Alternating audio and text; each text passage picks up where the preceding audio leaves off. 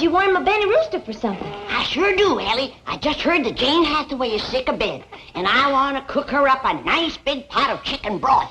Well, that's not... Granny, you ain't fixing to cook Earl. Oh, of course not, Elly. But I figured you could turn him loose in the neighborhood, and he just might bring home a plump little hen. Good-looking little fella here, Earl. Well, Granny, I don't reckon Earl wants you to cook none of his sweethearts neither. Well, maybe you're right. Just turn him loose outside. And if a chicken hawk shows up, Jethro can bag him. They make awful good broth if you simmer them long enough.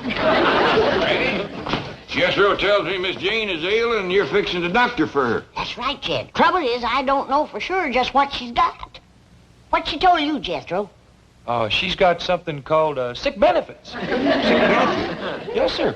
Well, I called her apartment this morning to find out could she come to supper tonight. And she says, I'm sick in bed, Jethro. And I says, well, Granny will come on over and doctor you.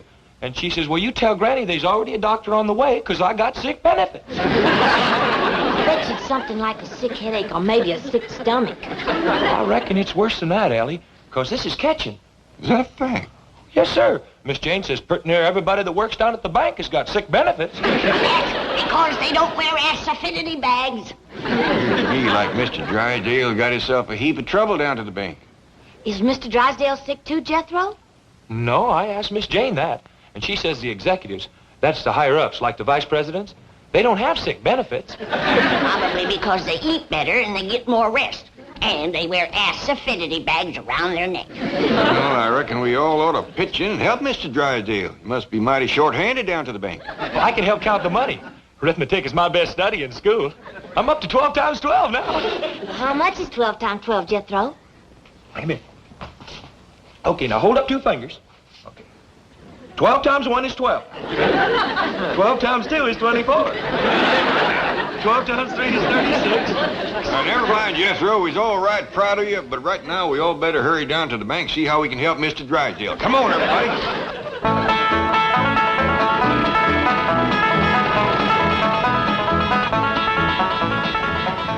I'll go in first. The rest of you wait here.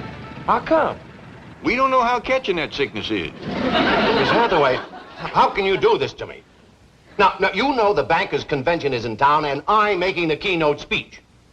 Well, you haven't finished writing it for me. Now, listen, couldn't you come in today and be sick tomorrow? 103 fever. Well, I'll turn on the air conditioning. Don't pay any attention to Dr. Murphy. I know him. He's trying to make a big thing out of this so he can collect a big fee. Oh, fine, Doctor. I knew you were there. That's why I made a joke about it. Huh? Oh, of course. Certainly. Yes. Keep her in bed. Goodbye, Doctor. Come in. Howdy there, Mr. Drysdale. Mr. Clampett, hello. What can I do for you? Well, I reckon right now is what can I do for you? We heard about all the sickness. Oh, don't let that concern you. Anything you need. Well, nothing except a secretary, a new doctor, a speechwriter, and someone to take over my work. For a fellow with all them troubles, you sure keeping your spirits up. Well, I try to keep laughing so I won't cry. Oh, will you answer the door?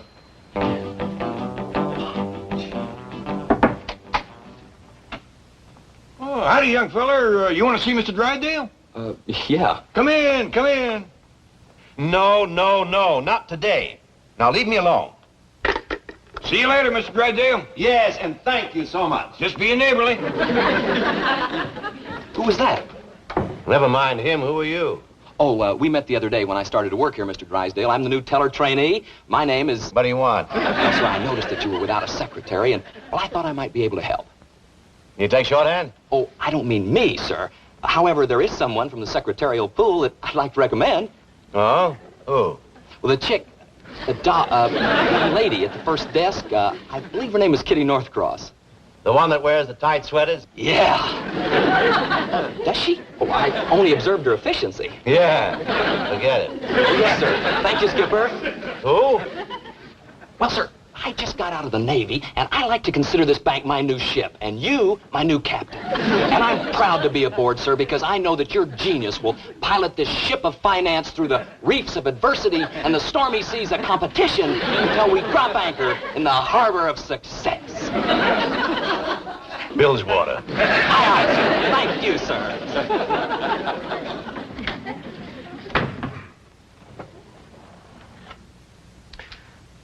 And now to continue my speech. Gentlemen, it is my observation that a bank is like a ship. Its president, the captain. It is his responsibility to pilot that ship through the reefs of adversity and the stormy seas of competition until he drops anchor in the harbor of success. At this point, take a sip of water and wait for applause.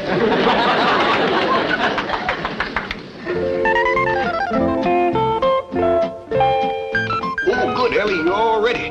We best be getting down to the bank quick as we can. Well, Pop, do you reckon I know enough to be a banker's secretary? Shucks, yes, Elly, especially since I'm going to be the banker. Oh, did Mr. Drysdale take sick? Oh, he had to speak at a convention. He says all he needs is a secretary, a speechwriter, a new doctor, and somebody to do his work. Granny's a dandy doctor, but who can write speeches? Well, Jethro found one in a book already wrote. He's in there helping Granny now mix some medicine for Miss Jane.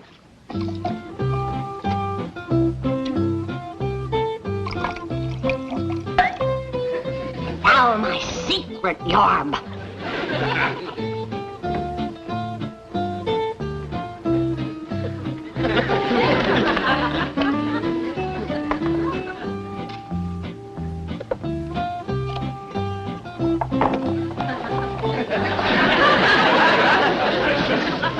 Don't stand too close to it while it's working, Jim.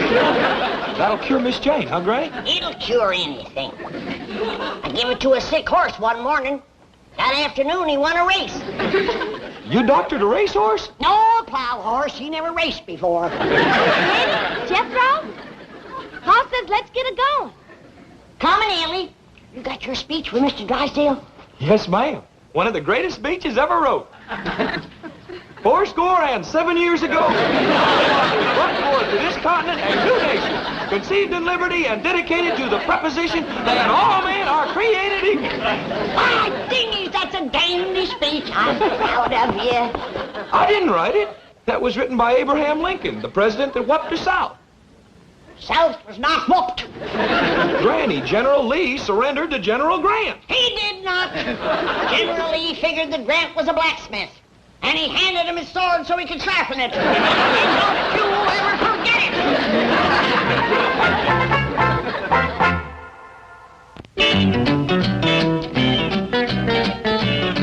And so, gentlemen, in conclusion, let us think of our banks as a great fleet of ships rescuing the army of American citizens from the Dunkirk of financial difficulty. Let us take them aboard and safely sail them back to the shores of prosperity. Gentlemen, bon voyage. Beautiful, Skipper. Just beautiful. Listen, the door was open and your voice drew me in here like a magnet. Could I go to the convention with you and hear the entire speech? No, you cannot. But, sir, you're my idol. Well, you're pretty idle yourself. Now get back to your cage and do some work. What a voice. Sir, you were born to command. In the Navy, you'd have been an admiral. Well, I was in the Army. Corporal in the Quartermaster Corps. Great outfit, sir. Backbone of the armed forces. Get back to work. That voice. You and General MacArthur. Legends in your own time. Out. Pleasure, sir. Where did personnel dig up that nut?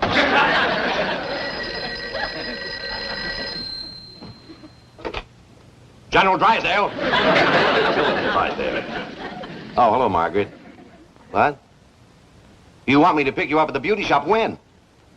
But, dear, you know I'm making the keynote address at the bankers' convention. All right, darling, I'll cut it short.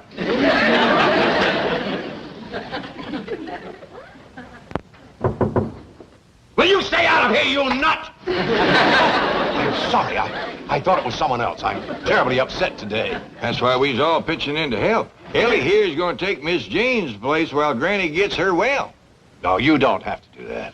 With no more than any neighbor do. Well, I do appreciate your kindness. I'm running late, so please make yourself comfortable. See you later.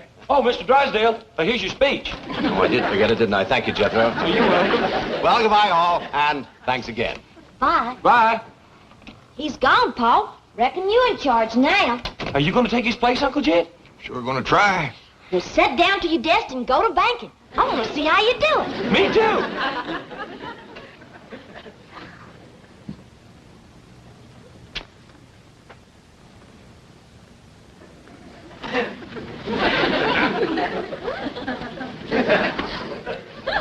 Are you banking yet, Pa? Well, I reckon not, Elly. I'm just waiting to bank. How do you do it, Uncle Jed? Well, according to Mr. Drysdale, banking is mostly giving people money when they need it. I'll get it, Pa. That's what a secretary's supposed to do. Howdy, this here's Mr. Drysdale's office, but Mr. Clampett's in charge now. Yes, sir, you bet you can. Howdy there. You need money? Well, come right on over and get it. Hot diggity, he's banking now, man.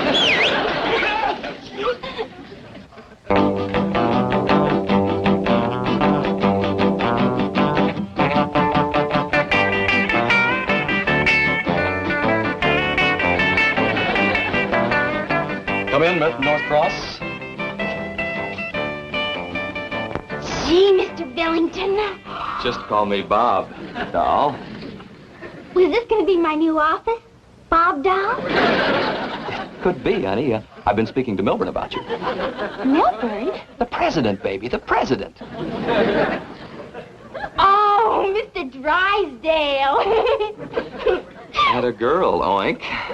Oink? Just a term of affection, doll. It means I'm a hog about you. Oh, that's cute. I think. Swell. Now, listen, about tonight, this apartment where you live, can you cook there? Well, I don't know. I've never tried. You got a stove? I think so. Well, how about a can opener? Oh, I know we've got one of those. I used it the other night to open a bottle of wave set when we did our hair. Mother and me. Your mother lives with you? No, I live with her. Swell. Rescuing the Army of American citizens from the Dunkirk of financial difficulty. Let us take them aboard. That's enough, Jethro. No wonder Mr. Drysdale needed himself a speechwriter. That's pitiful. I didn't understand it. Me neither, and I'm a banker. Well, I reckon I'd best get out to Miss Hathaway's desk. But I ain't sure I know what to do. Well, just watch others, Elly, and do like them. That's the way we learn. Yes, sir, Pa. Now, listen, honey, is your mother going to be home tonight? Oh, we're going to set our hair again. Well, hello there. Hello there. Well, she's sitting at my desk. Get lost, honey, huh? But Bob, Billington. Well, Mr. Billington. Wait, in the vault. Well, what about tonight? Can I tell Mom you're coming by? Not tonight, honey. I don't need my hair set.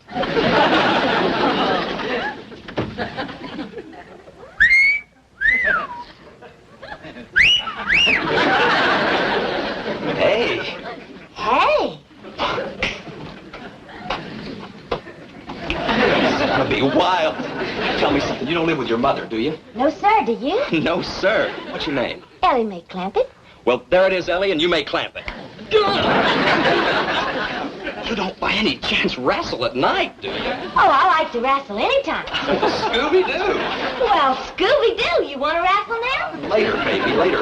Listen, suppose I drop over to your place tonight. Well, fine. You haven't got a roommate, have you?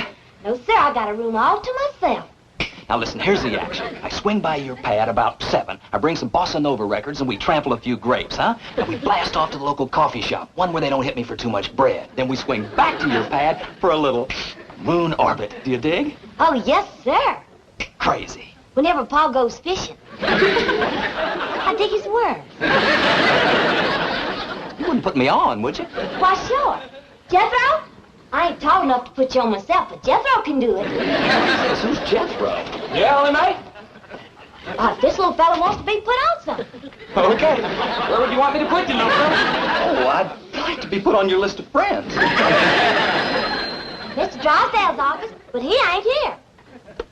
I got it, Elly Mae. Howdy there. This is Jed Clampett speaking. Can I do some banking for you? Oh, howdy, Miss Drysdale. You want to get picked up over to the beauty shop? Well, I can send Jethro right over in the truck. No, your husband ain't here. He's over to the bankers' convention making a speech Jethro give him.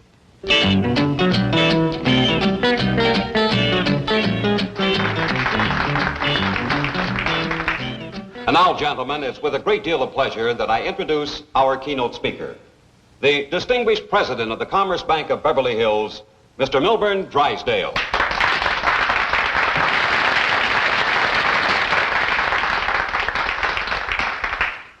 Fellow bankers, 7 years ago, our fathers brought forth upon this continent a new nation.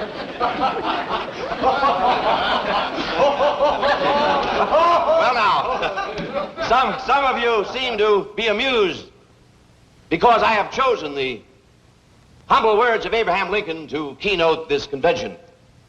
But those of you who understand banking at its highest level will understand the significance of these words as I say, conceived in liberty and dedicated to the proposition that all men are created equal.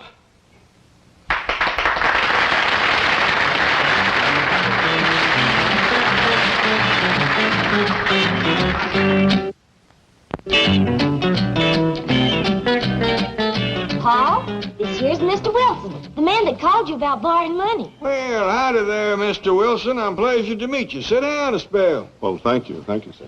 Hey, have a smoke? Yes, thank Elly Mae, maybe Mr. Wilson like a nice cold pitcher of spring water or some coffee or tea or something. Would you, Mr. Wilson? No, thanks, young lady. Hey, you look all tuckered out. Yes, I am. I've been going from bank to bank trying to borrow some money. Didn't they have none? Well, none that they wanted to loan me. You see, Mr. Clampett, my chicken ranch is mortgaged to the hilt. I've no credit, no collateral. I need money to buy feed. Well, we got a vault full of it. How much money you need? See, if I just had enough... Are you kidding me? Elly Mae, take him out the vault and show him the money. No. Would you really lend me the money? Well, that's what banks is for, ain't it? Well, yes, but I'm poor. I have no security. Ain't no shame being poor as long as you're honest. How do you know I'm honest? Well, if you wasn't, you'd be telling me about how much you got instead of how much you ain't got. Mr. Clampett, I've never met a banker like you before. Oh, shucks, Mr. Drysdale can outbank me any day in the week. He must be a wonderful man. You bet he is the best banker around here. Now, how much money would you like to have? Well, sir, I really need $5,000, but I can squeeze by on 3 or 4. Elly Mae, go fetch this man $5,000. Yes, sir, Paul. Bring him a cup of that cider that Granny sent down to ward off sick benefits. Doggone if he don't look like he's coming down with it. Okay, Paul. Now for my secret yarb. What is your secret yarb, Granny? Oh, I dasn't tell you, Jethro. Why, if that was to ever fall into the hands of the enemy, the North could win the war. Told you, Granny, they done won it. No such thing. We's just laying back letting them think they did. One of these days when they ain't looking, we's gonna jump them. You gotta believe me, the South done got whopped. You go cut me a hickory switch and meet me in the woodshed, and I'll show you who got whooped. That's another thing I keep telling you. We ain't got no hickory tree and no woodshed. That's right. I guess I'm getting old and feeble. Yes, ma'am. Well, open your mouth and close your eyes. And Granny's going to give you a little surprise. Oh, good. Swallow that. That'll keep you well and learn you not to talk Yankee nonsense.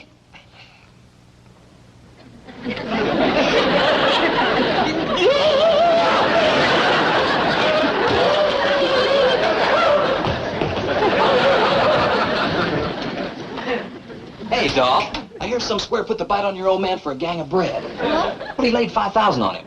Oh, you mean Mr. Wilson? That's a cat. How'd he get it? Well, he told Pa he needed it for his chickens. You're kidding. What would chickens do with all that money? It was for Mr. Wilson to buy feed. He's got a chicken ranch. And your dad gave him $5,000 for chicken feed?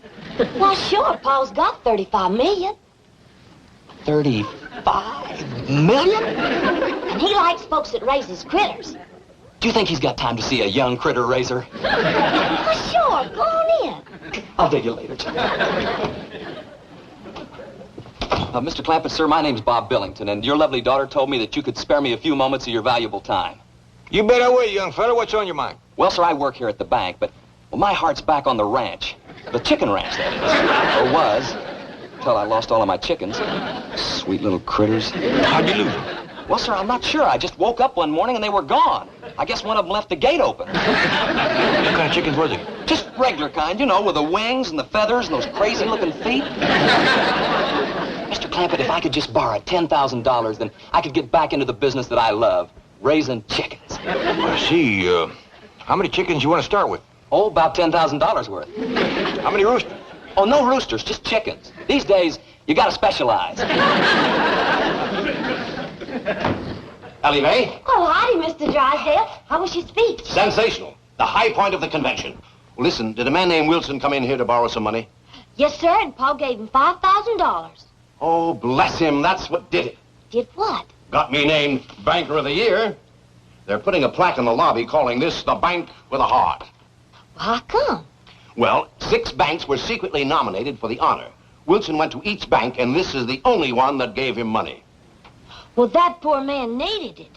Wilson? Oh, he's the biggest poultry rancher in the world, and a stockholder in all 6 banks. Oh, is your wonderful father still in there? Yes, sir. How about it, Mr. Clampett? I'm going to give you just what you need. Great, lay it on me. A little advice. Get back to your job and forget about chickens. You were born to command, sir. The voice of authority, the greatest I've ever heard. What about me? You are the only one who cuts him, Skipper. What a privilege it is for a young fella like me to see 2 great leaders together. It's a summit meeting, recreated. Out of my office, out of my bank. You're fired. You're an irresponsible loafer. May I give you as a reference, sir? Pleasure having served under your command, sir.